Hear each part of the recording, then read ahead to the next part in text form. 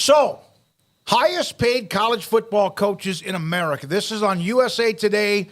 They released the list. There's all of the FBS coaches. Nick Saban at the top, not a surprise. Dabo, Kirby, there's Ryan Day. The first three guys have won national titles. Saban's won 100. Dabo's won twice, and Kirby has won twice. So those are the three, 1, 2, and 3.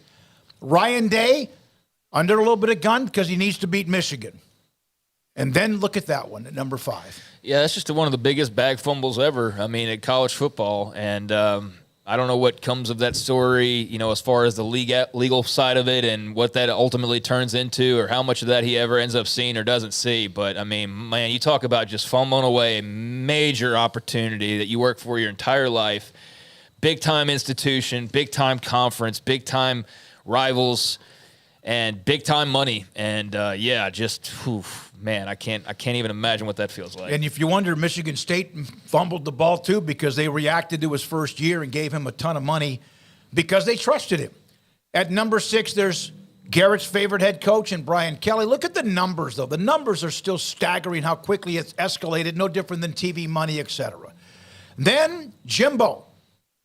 Jimbo Fisher takes a lot of heat because of the contract, the guaranteed of $100 million. That wasn't his fault. That was A&M decided they were going to do that because they needed somebody to turn them around. They thought he could with the national championship pedigree.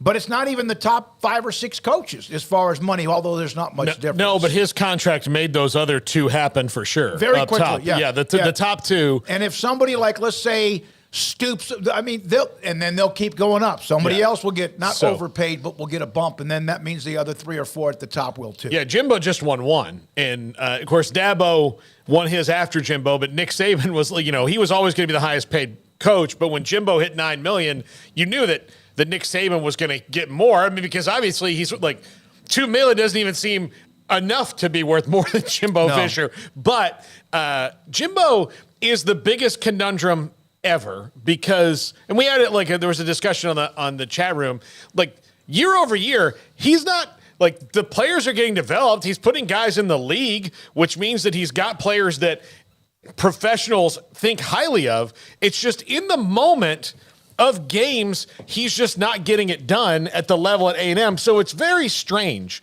if you look at what's going on with him. And he's got an opportunity right now. This is the best opportunity to win the SEC West. We'll see if they can beat Alabama and keep going towards that goal this weekend. But as far as not having an Alabama and an LSU at the same time in that league that are heads and shoulders above everybody else, where it looks like the league is pretty close to each other, you have an opportunity to go and win it now, which is why you're getting paid $9.15 million to be at Texas A&M. So we'll see if they can do it. Before you comment, Craig, none of these include the bonus structure. There are still bonuses for winning the conference or being in the college football playoff or winning the national title. This is their base number salary. Yeah, these dudes aren't paying car payments. No. They're most of them have probably free housing as well. There's also... We know Lincoln Riley does. Yeah, there's millions of dollars unaccounted for on this. This is just their paychecks is all this is. There's millions and other stuff that goes along with that.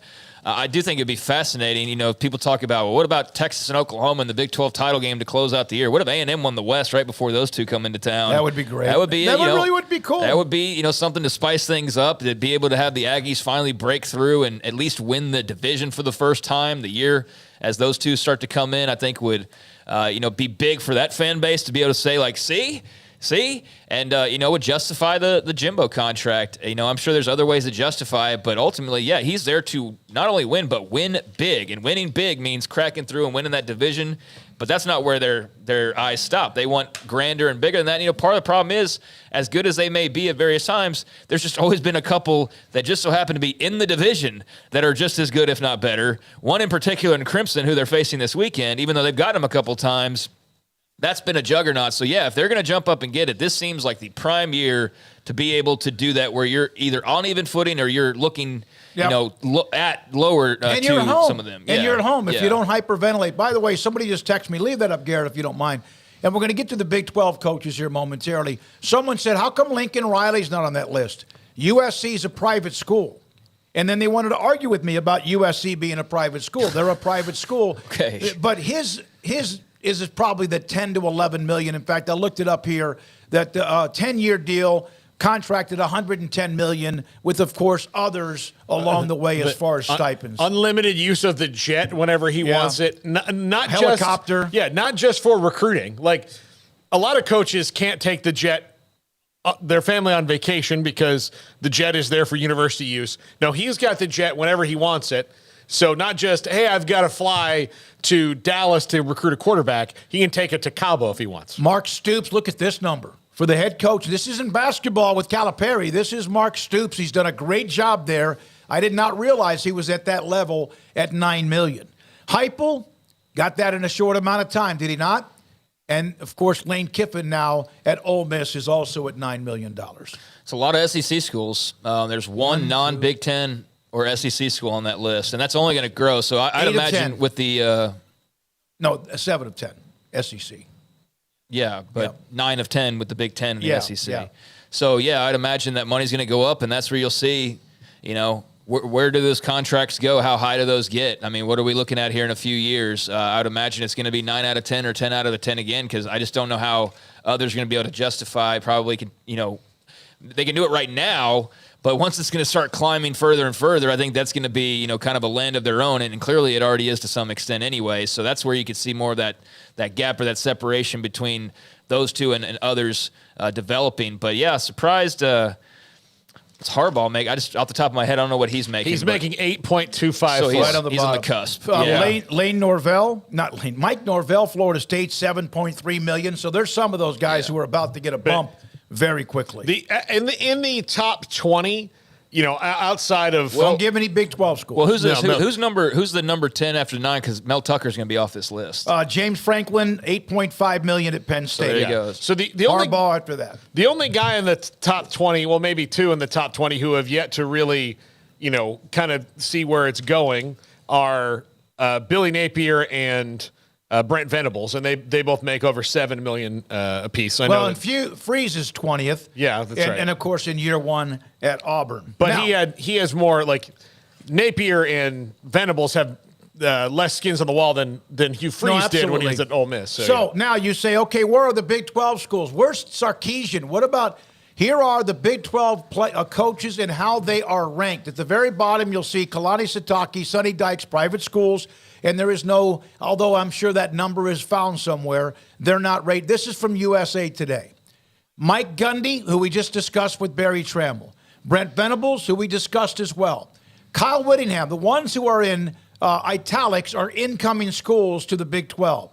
Whittingham, Leipold, Sarkisian at 5.6. If they have the year it looks like they're going to have, let's say, 10-2 or better? And, of course, 10-2 would now be disappointing, but it would still be very, very good. He's about to get a big, big bump. Dion at 5.5. Lord knows what kind of bump he's about to get, plus whatever commission structure he's on. Then there's Kleiman, Holgerson, who's under fire, Joey McGuire. He'll be on with us tomorrow at just over $4 million.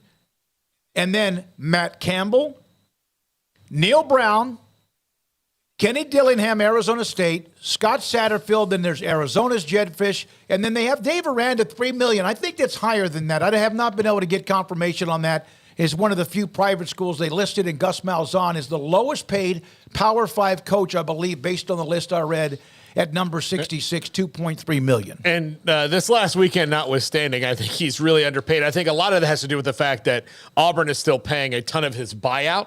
So UCF can be an offset, offset that money. So that's why. So that's not the only money he's getting every year or has. But eventually Gus Malzahn's going to get more than that because he's worth a lot more than being the lowest paid Power 5 coach. Can you put that back up, Garrett? Because one thing here is where would Gundy and Venables, so they're 13 and 17, okay. Venables and Sarkisian, so they'd be 17th overall and 30th overall. Yeah, Sark's definitely going to get a bump here pretty soon, especially if this year keeps playing out the way that it is. But that's just it's a weird mutated version because it's the schools that aren't going to see each other. It's like everybody involved, and I think that's what the Big 12 meeting's going on. I saw somebody with Mac Rhodes is on tomorrow because he's at Big 12 meetings today. But I saw somebody with a tweet talking about, it was like one of the school officials out there talking about how it's like everybody. So like that list, that's not really that's the Big 12 list for this year and next year. Yep. But that's not going to be the list next year because you'll take off Venables and Sarkisian.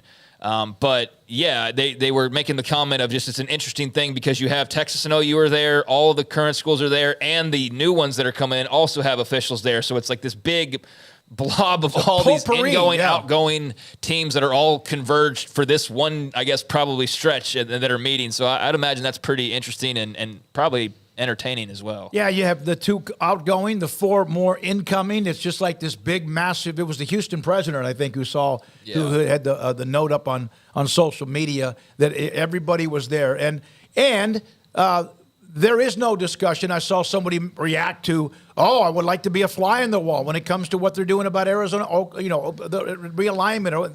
Stop again. They're there, and Mac will join us tomorrow and be able to update us on a few of those things today or tomorrow at 5:10. All right, we.